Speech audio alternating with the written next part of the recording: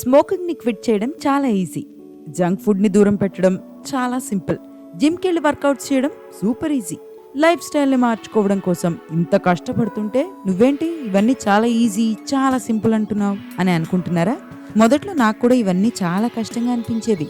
కానీ James clear రాసిన atomic habits బుక్ని చదివిన తర్వాత ఒక క్లారిటీ వచ్చింది. మనం ఎక్కడ తప్పు చేస్తున్నామో, ఒక హ్యాబిట్ని అలవాటు చేసుకోవడానికి ఏం చేయాలో అర్థమైంది. ఇవాళ ఆ విషయాలను నేను మీకు చెబుతాను. Let's do it.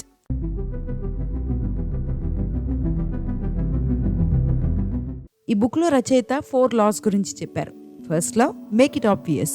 Second law, make it attractive. Third law, make it easy. Fourth law, make it satisfy. First law గురించి ఇప్పటికే ఒక వీడియో చేశాను. ఇది చూసిన తర్వాత దాన్ని కూడా చూసేయండి. కొత్త హ్యాబిట్స్ని ఎలా అలవాటు చేసుకోవాలి, పాత హ్యాబిట్స్ని ఎలా మానుకోవాలి అన్న విషయాలను అందులో కవర్ చేశాను. ఇప్పుడు సెకండ్ లా గురించి మాట్లాడుకుందాం.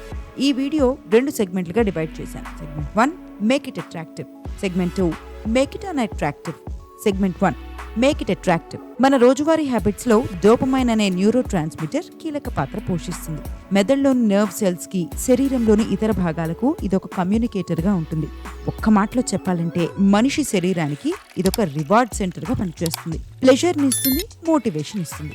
మనకు వచ్చే క్రేవింగ్స్, డిజైర్లతో డోపమైన్ కి ఉన్న కనెక్షన్ పై సైంటిస్టులు పరిశోధనలు జరిపి కొన్ని ముఖ్యమైన విషయాలు తెలుసుకున్నారు. ఓ పరిశోధనలో ఎలుకల మెదడులోకి ఎలక్ట్రోడ్స్ పంపించి డోపమైన్ రిలీజ్ ని బ్లాక్ చేశారు. ఆ తర్వాత వాటికి జీవితం మీద విరక్తి పుట్టింది. ఏం తినలేదు, తాగలేదు, సెక్స్ పైన ఇంట్రెస్ట్ కోల్పోయాయి, చివరికి చనిపోయాయి. ఆ తర్వాత జరిగిన పరిశోధనల్లో డోపమైన్ ని బ్లాక్ చేసినప్పటికీ ఎలుకలకు కొంత మొత్తంలో షుగర్ ఇచ్చి వాటి రియాక్షన్ ని టెస్ట్ చేశారు. వాటి ముఖాలు వెలిగిపోయాయి. డోపమైన్ రిలీజ్ కాకపోయినా షుగర్ తో వచ్చిన ప్లెజర్ ని ఎంజాయ్ చేశాయి. అంటే ఏదైనా తినాలన్న వాంట్ వాటికి లేకపోయినా షుగర్ ని మాత్రం లైక్ చేశాయి. డిజైర్ లేకపోయినప్పటికీ ప్లెజర్ ని ఎక్స్పీరియన్స్ చేసే ఎబిలిటీ మాత్రం ఇంటాక్ట్ గానే ఉండిపోయింది. ఎలుకలపై జరిగిన ఇంకో పరిశోధనలో ఈసారి డోపమైన్ మోతాదును చాలా ఎక్కువగా ఇచ్చారు. అవి చాలా ప్లెజర్ ని అనుభవించి అతి వేగంతో హ్యాబిట్స్ ని పూర్తి చేశాయి. ఒక బాక్స్ లో డోపమైన్ అధికంగా ఉండే పదార్థాలను పెట్టి ఆ బాక్స్ కు చిల్లు పెట్టారు. ఎలుకలు ఆ బాక్స్ లోకి పోక్ చేసిన వెంటనే శరీరంలోని డోపమైన్ లెవెల్స్ పెరిగాయి. ఇక ఎలుకల్లో టూ మచ్ క్రేవింగ్స్ వచ్చి డోపమైన్ కోసం ఆ బాక్స్ ని గంటకు 800 సార్లు పోక్ చేశాయి. ఇది మనిషి హ్యాబిట్స్ కి కూడా రిలేట్ చేసుకోవచ్చు. జంక్ ఫుడ్ తినడం, ఆల్కహాల్ తాగడం, డ్రగ్స్ తీసుకోవడం, వీడియో గేమ్స్ ఆడడం వంటి హ్యాబిట్స్ లో డోపమైన్ లెవెల్స్ అధికంగా ఉంటాయి. అందుకే అవి తీసుకోవాలన్న వాంట్ లేకపోయినా లైక్ చేస్తాం, ఆటోమేటిక్ గా అలవాటైపోతాయి. హ్యాబిట్స్ అనేవి డోపమైన్ డ్రివెన్ ఫీడ్బ్యాక్ లూప్ అని అంటున్నారు రచయిత. ఈ డోపమైన్ అనేది ప్లెజర్ ని యాంటిసిపేట్ చేస్తున్నప్పుడు కూడా రిలీజ్ అవుతుందని పరిశోధనల్లో తేలింది. బెట్టింగ్స్ చేసే వారికి బెట్స్ వేసే ముందు కనిపించే డోపమైన్ స్పైక్ గెలిచినప్పుడు కనిపించదు. డ్రగ్ ఎడిక్ట్స్ కి ఆ పౌడర్ ని చూస్తే వచ్చే డోపమైన్ స్పైక్ అది తీసుకున్న తర్వాత రాదు. ఇదంతా ఒక్క మాటలో చెప్పాలంటే రివార్డ్ వస్తోందని తెలిస్తేనే మనం ఆ యాక్షన్ చేయడానికి మోటివేట్ అవుతాం. రివార్డ్ వస్తోందన్న యాంటిసిపేషన్ లోనే డోపమైన్ అనేది రిలీజ్ అవుతుంది. రివార్డ్స్ తీసుకున్నా లేదా అవి వస్తాయని యాంటిసిపేట్ చేస్తున్నా మన బ్రెయిన్ లో ఉండే రివార్డ్ సిస్టమ్ ఒకే విధంగా పనిచేస్తుందట. అందుకే చాలా మందికి వెకేషన్ కు వెళితే వచ్చే ఫీల్ కన్నా వెకేషన్ కి వెళ్లే ముందు వరకు దాని గురించి కలలు కనడంలో కిక్ ఎక్కువ వస్తుంది.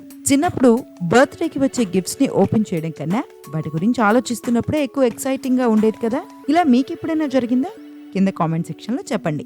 ఈ రివార్డ్ సిస్టమ్ ని మనకు అనుకూలంగా మన హ్యాబిట్స్ ని మార్చుకునేందుకు, కొత్త వాటిని క్రియేట్ చేసుకునేందుకు ఉపయోగించుకోవాలని రచయిత చెబుతున్నారు. రివార్డ్ వస్తుందన్న ఎక్స్పెక్టేషన్ తోనే మనం ఎక్కువ మోటివేట్ అవుతాం కాబట్టి మన హ్యాబిట్స్ ని అట్రాక్టివ్ గా మార్చుకోవాలని సూచిస్తున్నారు. దీనికోసం ఒక సింపుల్ టిప్ ని చెప్పారు.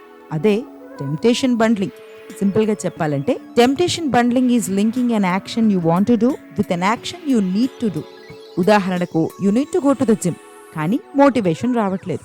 మీకు నెట్ఫ్లిక్స్ చూసే అలవాటు ఉందనుకుందాం. ఇప్పుడు జిమ్ ని నెట్ఫ్లిక్స్ ని లింక్ చేయండి. జిమ్ లో ట్రెడ్మిల్ చేస్తూ నెట్ఫ్లిక్స్ చూస్తానని మైండ్ లో అనుకోండి. జిమ్ కి వెళ్లాలన్న మీ కొత్త హ్యాబిట్ అట్రాక్టివ్ గా మారుతుంది. మీకు ఇన్స్టాగ్రామ్ వాడే అలవాటు ఉందనుకోండి, ఆ అలవాటు వాంట్ గా మారుతుంది. జిమ్ కి వెళ్లాలన్న మీ నీడ్ ని దానితో లింక్ చేయండి. జిమ్ కి వెళ్ళొచ్చిన తర్వాత నేను ఇన్స్టాగ్రామ్ ఓపెన్ చేస్తాను అని అనుకోండి. జిమ్ కి వెళ్ళి ఎక్సర్సైజ్ చేస్తే నెట్ఫ్లిక్స్, ఇన్స్టాగ్రామ్ రివార్డ్ వస్తుందని బ్రెయిన్ కి అర్థమైతే కొత్త హ్యాబిట్ ని మరింత అట్రాక్టివ్ గా డిస్ప్లే చేస్తుంది. ఇలా కొన్ని రోజులు చేస్తే జిమ్ కి వెళ్లడం ఇర్రెసిస్టిబుల్ గా మారుతుంది. హ్యాబిట్ ఫార్మింగ్ లో మన చుట్టుపక్కల ఉన్న ఎన్వైర్న్మెంట్ ఎంత కీలక పాత్ర పోషిస్తుందనేది ఫస్ట్ లాలో తెలుసుకున్నాం. ఈ ఎన్వైర్న్మెంట్ ని మనకు అనుకూలంగా మార్చుకుని మన కొత్త హ్యాబిట్ ని ఎలా అట్రాక్టివ్ గా చేయాలనేది రచయిత ఈ సెకండ్ లాలో చెప్పారు. మన డైలీ లైఫ్లో ఎన్వైర్న్మెంట్ ఎంత ముఖ్యమనే విషయంపై ఓ పరిశోధన జరిగింది. 32 ఏళ్ల పాటు 12,000 మందిపై జరిగిన ఈ రీసెర్చ్లో షాకింగ్ విషయాలు బయటపడ్డాయి.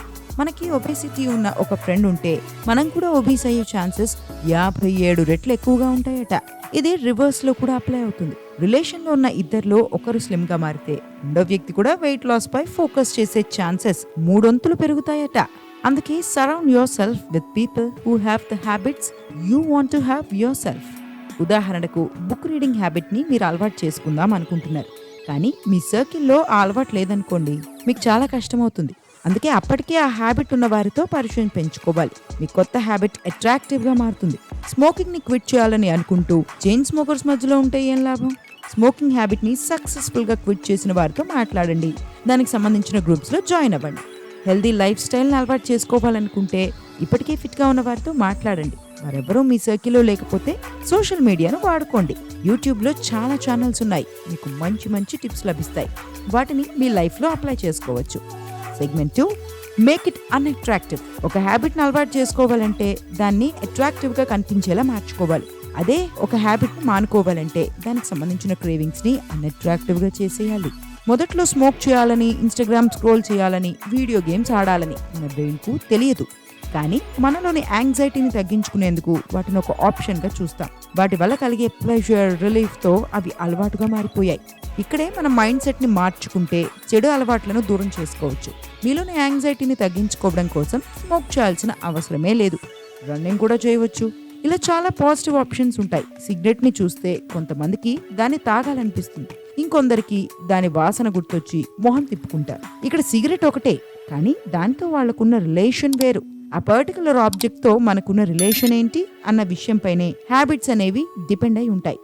ఎన్ని మాట్లాడుకున్నా, ఎంత ప్లాన్ చేసినా కొన్నిటిని అలవాటు చేసుకోవడానికి చాలా కష్టంగా ఉంటుంది. సిగరెట్ మానేయడం, జిమ్కి వెళ్ళడం, డబ్బులు సేవ్ చేయడం, ఇలా ఎంత ప్లాన్ చేసినా అమలు చేయలేని విషయాలుంటాయి. అయితే ఆ విషయాల పట్ల మనం చూసే విధానాన్ని మార్చుకుంటే మన గ్రోత్ కు ఉపయోగపడుతుందంటున్నారు రచయిత. ఉదాహరణకు మనీ సేవింగ్ అనేది చాలా మందికి ఒక కష్టమైన విషయం. సేవింగ్స్ పేరుతో చాలా సాక్రిఫైసెస్ చేయాల్సి ఉంటుందని అనుకుంటారు. అయితే ఈ విషయాన్ని సాక్రిఫైస్ గానే ఎందుకు చూడాలి?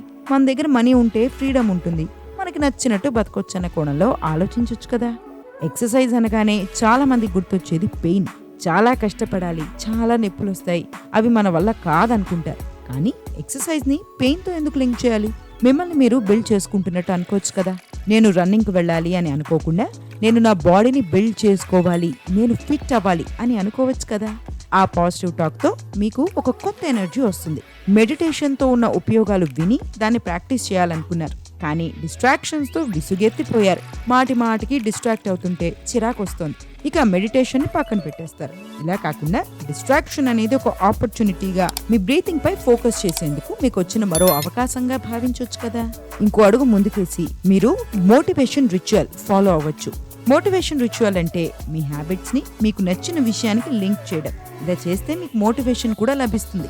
ఉదాహరణకు ఓ సినిమా పాట మీకు చాలా బాగా నచ్చింది, దాన్ని లూప్ లో వింటున్నారు, ఎంజాయ్ చేస్తున్నారు. స్క్వాట్స్ చేద్దామన్నది మీరు కొత్తగా అలవాటు చేసుకుందామని భావిస్తున్నారు. ఇప్పుడు ఆ రెండింటిని లింక్ చేయండి. స్క్వాట్స్ చేసే ముందు ఆ పాటను వినండి. దీన్ని ఒక రిచువల్ గా పెట్టుకోండి. చూస్తూనే మీకు స్క్వాట్స్ పేరు వినగానే పెయిన్ అన్నది గుర్తుకు రాదు. స్క్వాట్స్ చేయాలన్న మూడ్ ఆటోమేటిక్ గా వచ్చేస్తుంది. ఇలా మీకు నచ్చిన వాటి చుట్టూ ఏదైనా కొత్త అలవాట్లను క్రియేట్ చేసుకుంటే ఎఫెక్టివ్ రిజల్ట్స్ కనిపిస్తాయి. అటామిక్ హ్యాబిట్ సెకండ్ లా ని క్విక్ గా చెప్పుకోవాలంటే make your new habits attractive, link your want and need. Your environment place key role in habit forming. Make your bad habits unattractive. Follow motivation ritual to get into the mood. Self development కి సంబంధించిన ఈ video మీకు ఎంతో కొంత ఉపయోగపడిందని ఆశిస్తున్నాను. Atomic habits లోని మిగిలిన 2 loss గురించి భవిష్యత్తులో వీడియోలు చేస్తాను. Stay tuned. ఇలాంటి మరిన్ని యూస్ఫుల్, ఇన్స్పైరింగ్ కంటెంట్స్ కోసం మన pen and voice stories channel ని సబ్స్క్రైబ్ చేసుకుని ఈ వీడియోను లైక్ చేసి షేర్ చేయండి. Until next video, dream, achieve, inspire.